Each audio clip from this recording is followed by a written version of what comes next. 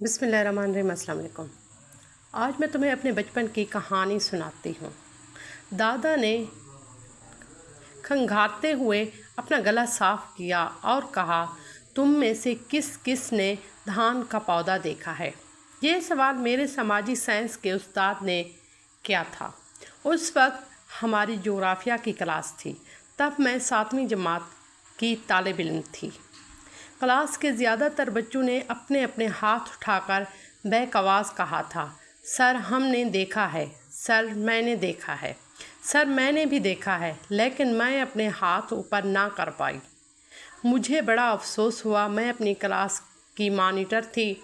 हर साल इम्तियाजी नंबरों से पास होती थी। मुझे बहुत खजालत महसूस हुई। मैं कभी गांव नहीं गई थी। बचपन से ही हमने कुल कारखानों से भरे सनती शहरों जमशेदपुर में परवरिश पाई थी। कभी खेत खलियान देखने का मौका नहीं मिला। उस वक्त तक मैं खुद को काफ़ी बड़ा समझने लगी थी, जबकि मेरी उम्र सिर्फ 12 साल थी। मेरे उस्ताद हमें बता रहे थे कि धान की खेत कब और कैसे की जाती है। आषाढ़ के महीने में जब बारिश की हल्की हल्की फुहार मुसलसल पड़ती रहती होती है, तब धान का बीज बोया जाता है। सावन के महीने में जब नन्हे नन्हे पौधे निकल आते हैं, तब उन्हें उखाड़ा कर असल खेत में बोया जाता है। धान के ऐसे छोटे छोटे पौधों को चारा कहा जाता है। धान बोने से पहले खेत को खूब अच्छी तरह से तैयार किया जाता है। उस पर हल चलाया जाता है। खेत की मिट्टी हमवार की जाती है। उसके बाद खेत में पानी खड़ा किया जाता है।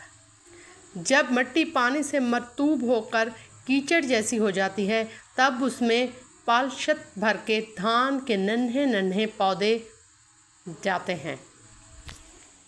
ये काम जितनी जल्दी मुकम्मल हो सके उतना अच्छा होता है। लिहाजा गांव की सभी औरतें, मर्द, काश्तकार, कारी मजदूर इस काम को मिलजुल कर सर अंजाम देते हैं। धान के पौधे लगाते वक्त उनके पांव कीचड़ जैसी मिट्टी में टखनों तक डूबे रहते हैं, इसलिए वो अपनी धोती या साड़ी घुटने तक मोड़ के ऊपर कमर में खोस देते हैं। एक एक पौधे को अपने हाथ से गीली मिट्टी के अंदर प्योस्त करते हैं। उसकी जड़ को मिट्टी में दबा देते हैं। ये अमल 1 या 1.5 फुट की यकसा दूरी पर वो इतने ज्योमेट्री पाई अंदाज से अंजाम देते हैं कि दूर से देखो तो ये नज़ारा बड़ा दिल फरेब मालूम होता है। इनमें एक ख़ास तरतीब नज़र आती है। हालांकि ये लोग ज़्यादा पढ़े लिखे नहीं होते, बल्कि कुछ तो इनमें अनपढ़ भी होते हैं, लेकिन उनके अंदर चीज़ों को समझने का खुदादाद सलाहियत मौजूद होती है। हाँ, एक बात तो बताना ही भूल गया। दादा जान ने अपनी टोपी उतारी और सर खुजाते हुए कहा, धान के पौधे लगाते वक्त उनमें खिदमत खल्क का जज्बा होता है। वो कोई ना कोई मकामी गीत गाते रहते हैं, जिससे उनके अंदर काम करने का नया जोश और तवानाई पैदा हो जाती है। वो धान की बुवाई के दौरान चाय नहीं पीते, पान और तंबाकू को भी नहीं खा सकते। चुनाचे अपने साथियों में जोश पैदा करने के लिए वो कोई लोग गीत गाते रहते हैं। गीत भी अक्सर और बेशतर अपने किसी बुजुर्ग सूफ़ी सुन्नत या आनादाता को मंसूब करके गाते रहते हैं। दादा के गर्दोपेश बैठे उनके पोते पोतियां सभी बड़े ध्यान से उनकी बचपन की कहानी सुन रहे थे। उनमें से कोई भी चूं और चरा तक नहीं कर रहा था। दादा जान बच्चों की ऐसी दिलचस्पी देखकर अपनी कहानी सुनाने में मगन थे।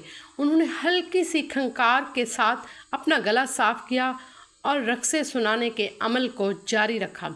बच्चों, सावन भादों के महीनों में धान की फसल लहलहाने लगती है। धान मौसम बारह के फसल है। उसे खरीफ की फसल भी कहते हैं।